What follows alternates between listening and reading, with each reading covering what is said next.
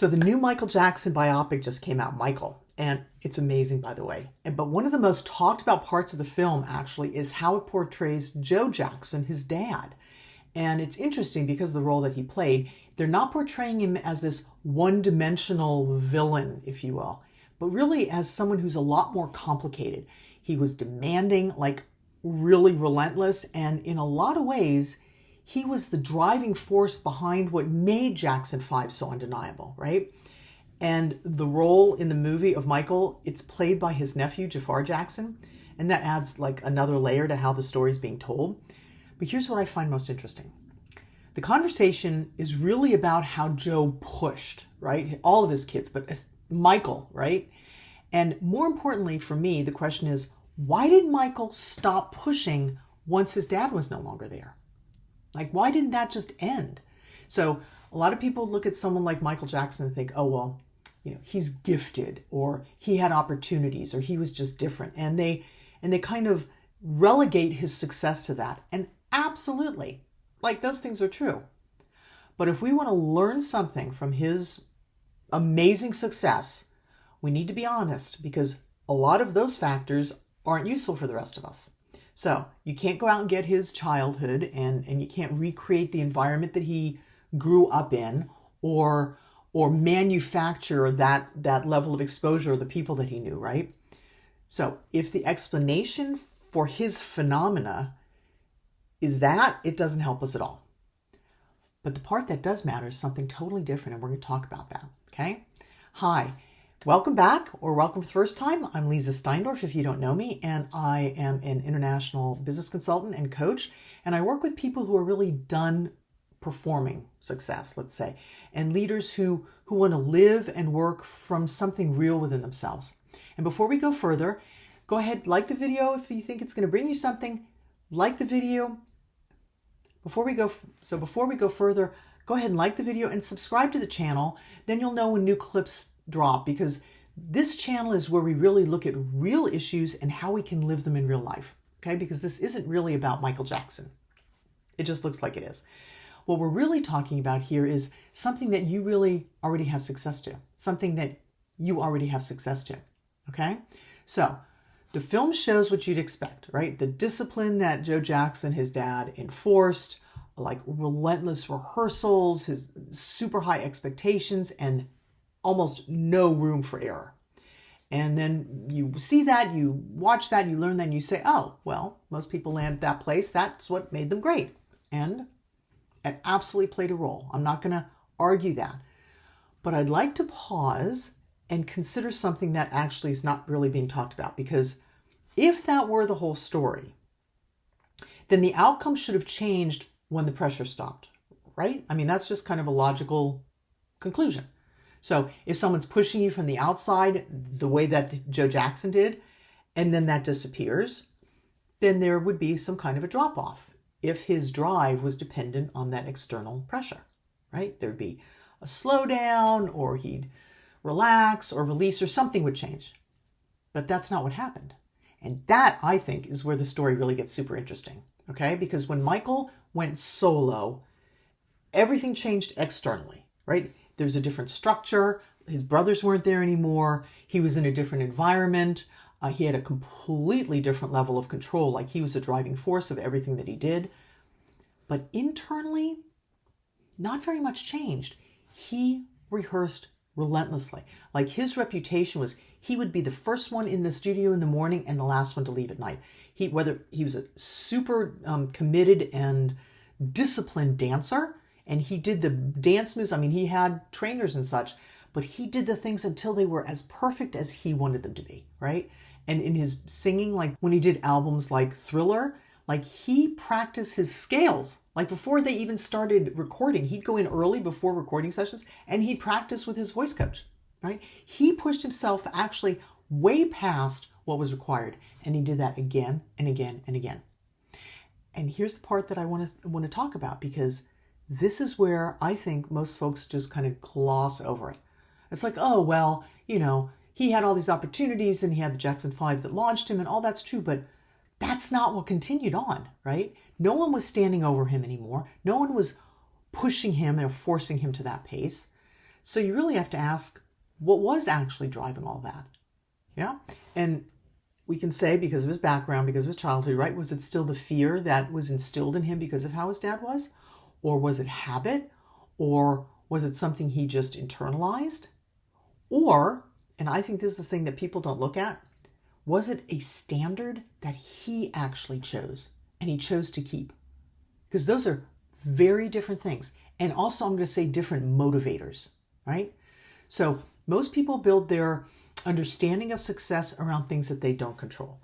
Talent, right? It's something we're born with. We can develop it too, but if you're gifted with something, you're gifted with it. Opportunities that come your way, timing, how things line up, connections that come across your path. Absolutely, those things matter, right? But we don't have total control over that. I'm not dismissing that or diminishing, but here's the problem with that model. It actually puts you in a waiting position for those things to happen, right? Like you're waiting to be seen or to be chosen, or you're hoping or waiting for the right conditions to show up. And then while you're waiting, often there's a part of you that's not really building. So if that were the whole story, most people would be out before they even begin, right? But that's not the whole story. That's the good news, okay? And this is where it gets a little bit uncomfortable too, because there's another factor, and it is available to you and me and actually everybody right now. There's no gatekeeper, no permission, there's no timing window. It brings you to the simple, honest question. What did he rely on that you're not currently using? It's discipline. And I know that word gets thrown around a lot, and it's got a bad reputation, and it's usually used in a way that feels like heavy or rigid or forced, like, oh, discipline, right? That's not what I'm talking about. I'm not talking about punishment or control even, or not even pushing yourself past your limits in a performative way, which is how it's usually thought of, especially in the arts. I'm talking about something really quieter than that. It's a standard, right? It's an internal discipline. It's a self-discipline, something you decide for yourself and then you keep it. And not because someone's watching you, and not because even of a reward you're going to get, but because you made that commitment to yourself. You said you would, and that's it. And here's something I want to be clear about, because people misunderstand this all the time. Discipline is not impressive in the moment that you're being disciplined, right? It's actually pretty boring, and it's hard work. It's repetition, and it's sweat, and it's long hours, and it's like doing the same thing again and again. And it looks like showing up when you really have no more energy for it. And most people don't struggle with effort, right? They can do something one or twice, or even for a short period of time. That's not an issue. But the issue is they don't stay with it. They don't have that long-term commitment to that level of discipline. And staying there absolutely requires something very rare, but very simple. It's a standard that you're not going to negotiate with. Okay? And there are a lot of benefits to that, and there's also downside. And this is where people kind of go off track, and it's not because they're incapable, but because they actually don't realize what's happening, right? So they start with energy, with a goal, and they build their motivation, and then something happens. It gets uncomfortable, schedule changes, circumstances change, it gets repetitive. The excitement goes out of it, right? There's no more fun buzz.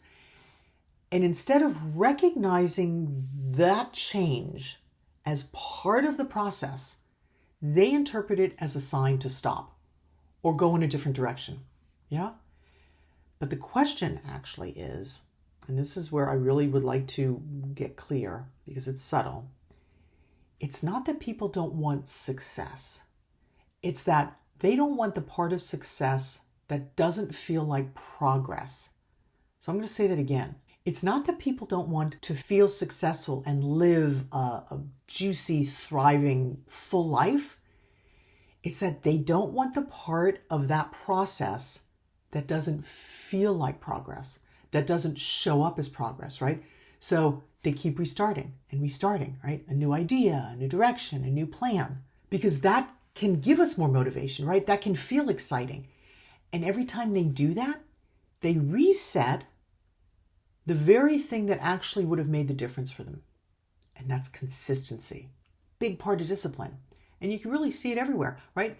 People who are capable, smart, talented, even hardworking, but they don't move forward in a way that actually matches what they know they can do. And it's not because they're lacking something or because they're holding back on something. Yeah? There's no internal standard. There's no internal standard. There's just external movement. So a lot of my work is called the ground of being. It's coming to that place in yourself where you set that standard based on where you want to go. And it's like a launch pad. It's a trajectory. And that's not always easy. And it's staying with it and staying with it and staying with it. And what happens when you hold that standard? Not for a week, when it's still feeling good, but consistently, long term. That's when something shifts. And maybe at the beginning, it's not super dramatic. It may kind of just be subtle or invisible, right? You get a little clearer on things, or maybe more precise in how you're doing things, or you become more reliable to yourself and other people. And then over time, that compounds. Yeah? And that's the part that most people don't see when they look at Michael Jackson. We saw the performance, right? The outside, oh my gosh, that is unbelievably amazing. But what we didn't see as the observers were the thousands, hundreds of thousands of repetitions behind everything we saw, right? Behind the moonwalk, his incredible, movements, his voice, just everything, the timing. That was thousands, hundreds of thousands of hours that went into that. Yeah. So we don't see the standard that made that outcome inevitable. And I'm going to say this super plainly. You really have zero control over how talented you are compared to somebody else. You just don't, right? You come with certain raw materials, let's say, and you have limited control over opportunities. Limited. You do have some input, influence, absolutely. But where you have full command is over the standard that you hold yourself to. Full command. What you decide, who you decide to work with, who you decide not to work with, how you're going to go about your work, what your value system is. Like all of that is in your hands, in your control. And most people don't use that. And it's not because they can't, but because nothing's forcing them to.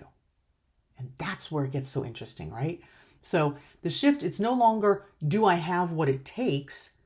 It actually becomes, what am I holding myself to when no one is watching? How am I walking in myself, with myself, when no one else is around? And most people don't even pose that question. And if I pose it when I'm doing coaching with leaders, a lot of people don't like it, right? Because it removes that external explanation and it brings it back right here to you.